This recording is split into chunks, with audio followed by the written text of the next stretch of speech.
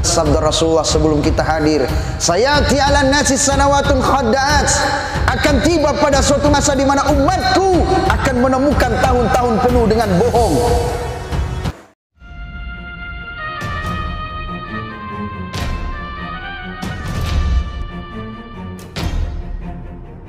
Untuk mendukung channel ini, jangan lupa subscribe, klik loncengnya untuk berlangganan dengan channel kami. Alhamdulillahilladzi an'ama alaina bi ni'matil imani wal islam. Asyhadu an la ilaha illallah wahdahu la syarika lah. Wa asyhadu anna Muhammadan 'abduhu wa rasuluh la nabiyya ba'da. Allahumma salli fa sallim ala hadzal nabiyil karim wa ala alihi washabihil kiram, amma ba'd. Fa ya ayyuhan nas ittaqullaha haqqa tuqatih wa la tamutunna illa wa antum muslimun. Faqad qala Allah ta'ala fil Qur'anil azim, wa lam yazal qailan 'alima, fa iza quri'al Qur'anu fastami'u lahu wa ansitu la'allakum turhamun. A'udzu billahi minasy syaithanir rajim. Bismillahirrahmanirrahim. Alhamdulillahilladzi anzala ala 'abdihi al-kitaba wa lam yaj'al lahu 'iwajan qayyiman liyunzira ba'san shadidan min ladunhu wa yubashshiral mu'minina alladzina ya'maluna as-shalihat anna lahum ajran hasanah ila akhir ayat. Shadaqallahul azim. Hadirin jamaah Jumat yang dirahmati Allah Subhanahu wa taala. Akhir-akhir ini kita melihat banyak sekali kejadian-kejadian yang aneh. Pertanyaan besar muncul di benak kita. Apakah alam tidak bersahabat dengan kita? Apakah langit yang tak lagi mau berhenti menurunkan airnya? Atau bumi yang tak mau menyerap air hujan tersebut? Bencana datang tiba-tiba. Itu semua dikembalikan kepada kita sebagai hamba. Apakah kita sudah kembali ke jalan Allah atau belum? Itu yang harus kita sadari.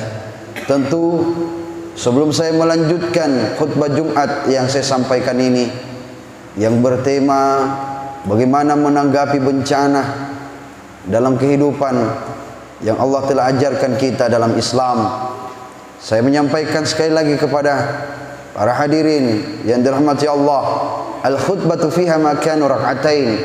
Khutbah itu tempatnya salat Jumat 2 rakaat. Fa idza saidal hatibu ilal mimbar yaktub.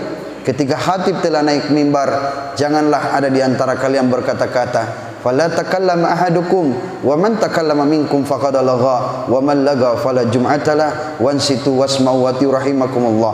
Apabila tidak ada Jumat bagimu, maka sia-sialah Jumatmu. Apabila sia-sia Jumatmu, maka tidak ada Jumat bagimu. Wansitu wasma'u wa rahimakumullah. Maka taatilah, ikutilah, dengarkanlah. Semoga Allah merahmati kita semua. Jamaah yang dirahmati Allah Subhanahu wa taala, dalam hal menanggapi bencana, kitalah yang kurang memahami. Apakah kita ini sudah memperbanyak diri bertaubat kepada Allah? Padahal janjinya Allah, man lazimal istighfar, siapa yang selalu membaca istighfar, fa ka'annama yaj'al lahu makhraja, maka Allah akan berikan kepadanya jalan keluar baginya di setiap kesulitan, wa yarzuquhu min haitsu la yahtasib, dan memberikan rezeki yang tidak disangka-sangka. Kemarin kita dengar ada kejadian pohon tumbang, banjir bandang, gunung meletus, air laut tumpah ke darat, dan banyak sekali kejadian-kejadian musibah bencana alam yang seharusnya kitalah yang sadar apakah kita ini telah menjalankan amanah dari Allah atau belum. Padahal kita diciptakan oleh Allah, wa ma khalaqtul jinna wal ins illa liya'budun. Tidaklah aku ciptakan jin dan manusia kecuali menyembah kepadaku, kata Allah. Tapi apa yang terjadi di tengah umat? Banyak yang hadir di tengah umat bukan menyatukan umat, malah memecah belah umat, memisahkan umat. Tak ada lagi ulama yang dihargai. Yang muncul bukan lagi ulama yang pandai berbicara, tapi orang-orang fasik, orang-orang bodoh yang ikut campur dalam urusan yang sangat besar. Sampai-sampai ada mengatakan dilarang masuk masjid karena masjid bisa dipindahkan ke rumah, sedangkan pasar tidak boleh dipindahkan ke rumah. Ingat, Imam Al-Ghazali menyampaikan 3 ulama yang boleh berfatwa, 3 ciri-ciri ulama yang boleh berfatwa. Bukan karena dia viral, bukan karena dia banyak penontonnya, banyak yang undang kiri kanan, tapi ulama yang bisa diterima kalimatnya, dijadikan fatwa. Yang pertama, hafizul Quran, dia penghafal Al-Quran, kurang lebih 10 juz yang dihafal, lengkap terjemahan, tafsirnya tahu. Ini tiba-tiba ngomong seperti itu. Jus yang dihafal cuma jus alpukat, jus melon, jus mangga. Yang kedua, hafizul hadis, penghafal hadis, kurang lebih 1000 hadis, lengkap sanad matanya, hadisnya sahih. Ini hadis yang dihafal cuma diambilnya di Google, itu pun 2 batang yang dihafal. Begitu lobet kotanya, lobet hadisnya. Yang ketiga, tahu baca kitab gundul, tidak punya baris. Yang gondrong saja susah nak baca, bagaimana yang gundul? Makanya perhatikan baik-baik mana ulama yang bisa diterima ungkapannya sebagai fatwa, mana ulama yang hanya bisa didengar tapi belum tentu bisa untuk diterima kalimatnya. Muncul fenomena-fenomena, ucapan-ucapan baru di tengah umat yang mengatakan bunyi masjid ini sangat mengganggu, hampir menyamakan dengan bunyi gonggongan anjing. Masya Allah. Itu hanya karena apa? Mungkin karena orang-orang Ruwaibidah itu ikut berbicara. Jelas sabda Rasulullah sebelum kita hadir, sayati ala nasi sanawatun khadda'at, akan tiba pada suatu masa di mana umatku akan menemukan tahun-tahun penuh dengan bohong. Tahun itu banyak pembohong. Yusaddaku fihal kazib. Pada tahun itu orang-orang pendusta dikatakan benar, dia orang jujur, dikasih tempat yang baik. Ini orang pendusta. Wa yukazzabu fiyas shadiq, dan orang-orang yang jujur dikatakan pendusta. Wa yu'tamanu fiyal khain. Parahnya tahun itu orang-orang yang berkhianat diberikan amanah, dikasihkan jabatan, diberikan jabatan yang tidak semestinya. Lihat, izadu final insanu fi qabriha. Ketika jasad diantar ke kuburannya, sesungguhnya kita akan teriak. Yang kita teriakkan hanyalah harta. Tapi ketika jabatan ini diberikan pada bukan pemiliknya, bukan kapasitasnya, maka tunggu kehancurannya. Iza usnidal amru ila ghairi ahlihi fantazirus sa'ah. Jika kepemimpinan dipimpin oleh bukan ahlinya, tunggu kehancurannya. Wa yuhawwanu fihal amin. Malah orang-orang yang amanah ini kita hianati. Kita hianati. Wa yu'tamanu fihal khain wa yuhawwanu fihal amin wa yantiku fiha Ruwaibidah. Dan pada tahun itu kata Rasulullah, paling parahnya orang-orang Ruwaibidah ikut berbicara. Qala, berkata seorang sahabat, faqala qail, ya Rasul, wa ma Ruwaibidah? Apa itu Ruwaibidah ya Rasul? Rasul menjawab, qala ar-rajulu tafi fi amril ammah, ialah orang-orang fasik, orang-orang bodoh, orang tidak tahu ilmu, ikut campur dalam urusan yang sangat besar. Coba lihat sekarang, bukan kapasitasnya berbicara tentang agama, dia berani berbicara tentang agama. Bukan kapasitasnya berbicara tentang kesehatan, dia berpura-pura seolah-olah menjadi dokter, bahkan mengalahkan dokter. Bukan kapasitasnya sebagai guru, pandai bagaikan dia sebagai guru, padahal dia adalah orang-orang fasik, orang-orang bodoh yang ikut campur dalam urusan yang sangat besar. Inilah musibah yang paling besar yang akan menghadapi kita. Ini musibah yang paling luar biasa nanti. Maka ini yang terjadi.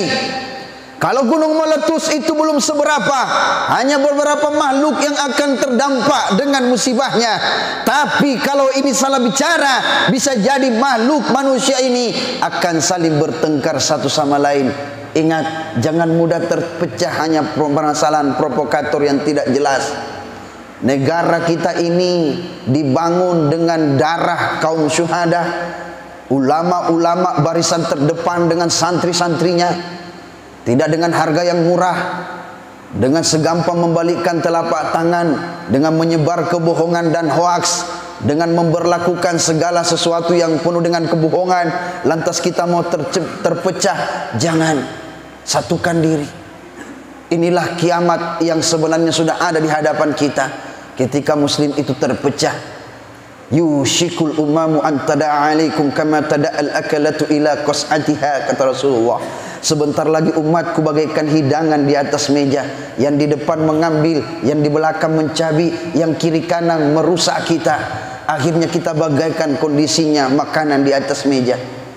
Hari itu sahabat bertanya kepada Rasulullah, "Ya Rasul, apakah jumlah kita sedikit pada saat itu?" Apa kata Rasulullah? "Bal antum yauma idzin katsir." Kalian tidak sedikit, kalian banyak, tapi walakinnakum gusaun ka gusais sail. Kalian bagaikan buih di atas lautan, dipermainkan oleh ombak, dihantam ke tepian, dihancurkan di tengah batu karang. Itulah kondisimu saat itu. Kenapa demikian? Karena di hati musuhmu, wala yanza'anallahu min sudurikum mahabbatan minkum. Allah mencabut rasa takut melawan kalian. Wala yaghzifanallahu fi qulubikumul wahan. Sedangkan di hati muslim Allah ciptakan satu penyakit.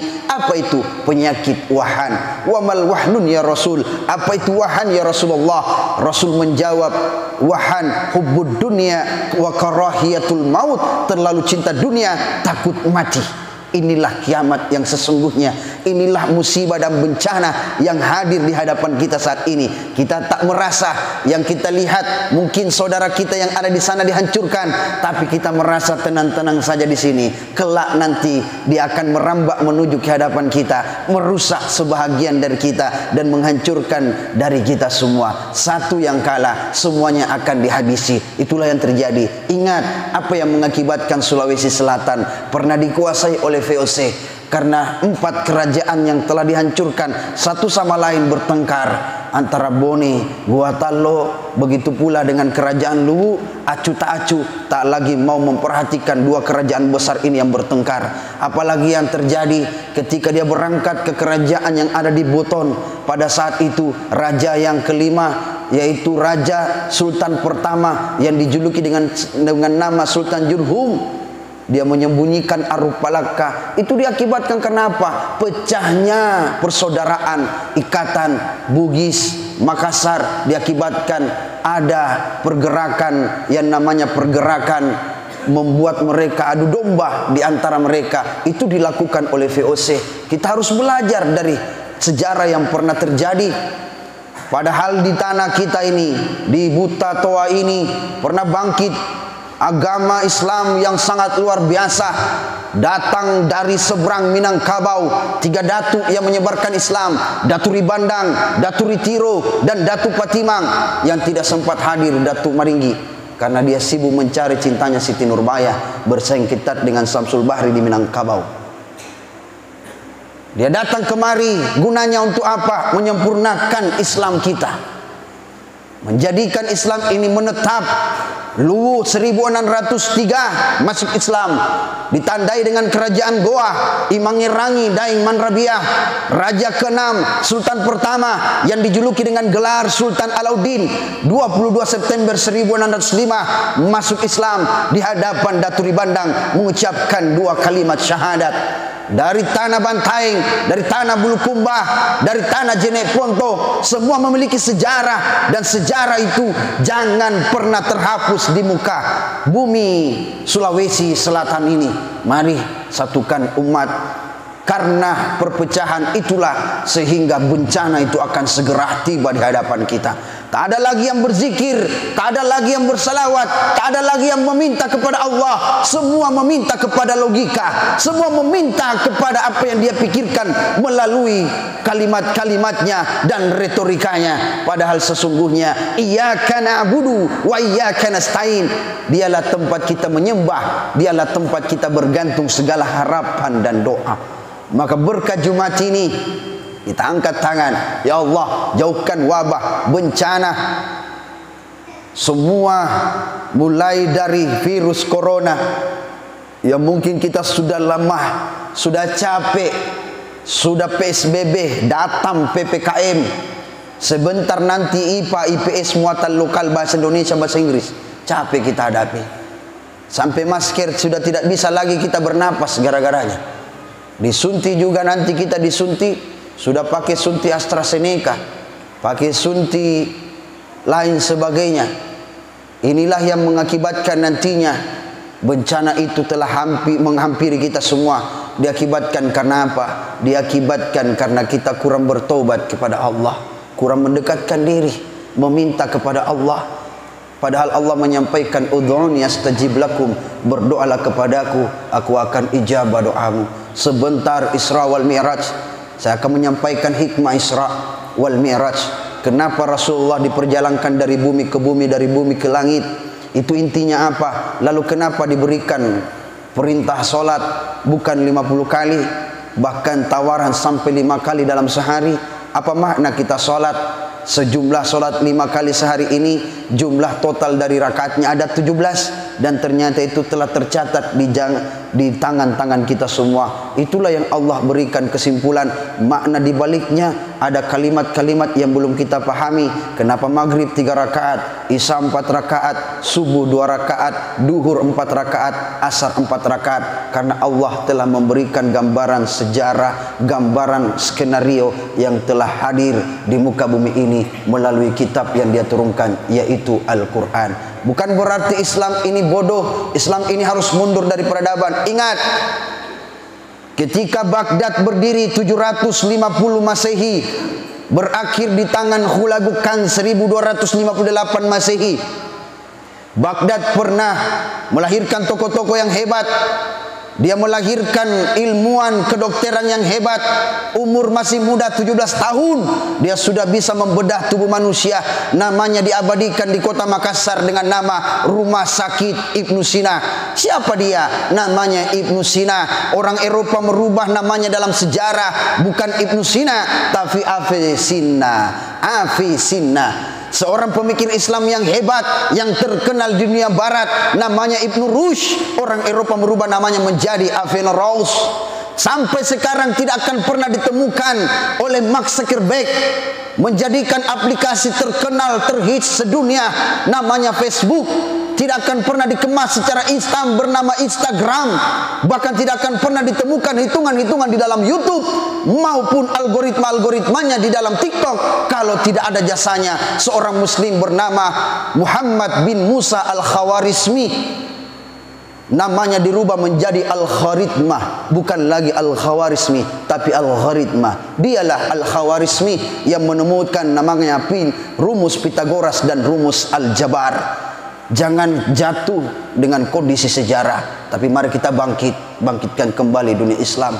Jangan terlena oleh permainan dunia, Free Fire, PUBG, Mobile Legend. Tinggalkan semua, karena itu hanyalah permainan yang akan merusak otak kiri dan merusak perkembangan otak kanan, yang hanya mengakibatkan kita tak mau belajar dan berkembang. Kita hanya menjadi konsumen, bukan sebagai produsen. Kita hanya menjadi pemakai, bukan sebagai orang yang pembuat dari sesuatu yang bisa kita gunakan nanti ke depan. Mungkin itu saja. Kita kembali sebagai kesimpulan, jaga diri kita, jaga umat Islam secara majmuk, jaga doa kita, jaga istighfar kita, jaga salawat kita, jaga zikir kita. Semoga Allah menjauhkan petaka dan bahaya di hadapan dalam kehidupan kita. Amin ya rabbal alamin. Barakallahu li wa lakum fil Qur'anil azim, wa nafa'na wa iyyakum bidzikril hakim, wa taqabbala minna wa minkum tilawatahu, innahu huwas samiul alim.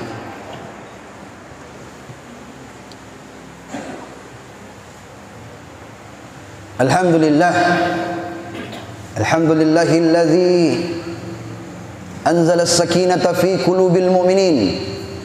Asyhadu an la ilaha illallah wahdahu la syarikalah, wa asyhadu anna Muhammadan abduhu wa rasuluhu la nabiyya ba'dah. Allahumma salli wa sallim ala hadzal nabiyil karim wa ala alihi washabihil kiram, amma ba'd. Faya ayuhan nas ittaqullaha ta'ala wa dharul fawahish ma zara minha wa ma batan, wa hafizu ala salati wa huduril jumu'ati wal jamaah. wa'lamu anna Allah amarakum bi amrin bada fi bi nafsi wa sanna bi malaikatil qudusi faqala Allah ta'ala fil Qur'anil azim wa lam yazal qailan alima inna Allah wa malaikatahu yusalluna 'alan nabi ya ayyuhalladzina amanu sallu 'alaihi wa sallimu taslima. Jemaah Jumat yang dirahmati Allah Subhanahu wa taala, mari kita mengangkat tangan seraya bersalawat kepada baginda Rasulullah. Semoga berkah salawat, berkah bulan Rajab, berkah Jumat ini Allah mengangkat penyakit wabah fitnah ini. Allah senantiasa menjadikan keturunan kita menjadi keturunan yang soleh dan soleha, diberikan rezeki bermanfaat, mudah segala urusan, diberikan umur yang panjang agar lebih bermanfaat dalam menjalani, mengembangkan agama Allah. Amin. Allahumma salli ala Muhammad wa ala ali Muhammad kama sallaita ala Ibrahim wa ala ali Ibrahim wa barik ala Muhammad wa ala ali Muhammad kama barakta ala Ibrahim wa ala ali Ibrahim fil alamin innaka Hamidum Majid. Allahumma ghafir lil muslimina wal muslimat wal mu'minina wal mu'minat al ahya'i minhum wal amwat innaka sami'un karim mujibud da'wat wa ya qadiyal hajat. Rabbana zalamna anfusana wa illam taghfir lana wa tarhamna lanakunanna minal khasirin. Rabbana atina fid dunya hasanah wa fil akhirati hasanatan wa qina adzabannar. Ibadallah, innallaha ya'murukum bil 'adli wal ihsani wa ita'i dzil qurba wa yanha 'anil fahsya'i wal munkari wal baghi ya'izukum la'allakum tadhakkarun wa la dzikrullahil akbar wallahu ya'lamu ma tasna'un.